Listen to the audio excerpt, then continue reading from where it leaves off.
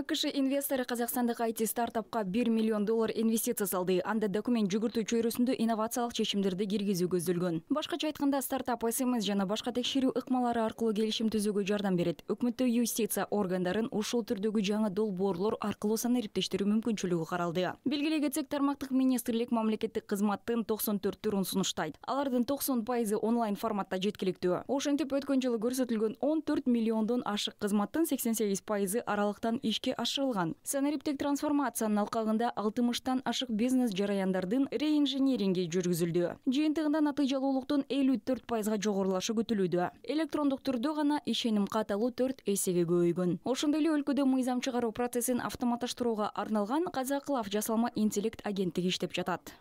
Агент ChatGPT негизинде жасалды, бирок кейинен Агент ChatGPT негизинде түзүлгөн, бирок кийинчерээк биз аны андан ары үйрөтүп өркүндөттүк. Биз аны санариптик трансформацияга жардам берүү үчүн колдонобуз. Агент бизге мамлекеттик органдар үчүн маалыматтык системаларды түзүү процессин тездетүү боюнча сунуштарды түзүүгө жардам берди. Мисалы 18-24 айдан 4-6 айга чейин. Ошентип биз жасалма интеллекттин интеграциясы юстиция системасын андан ары өркүндөтүү үчүн күчтүү курал болот деп ишенебиз. одан әрі жетілдірудің қуатты құралы болатынына сенімдіміз.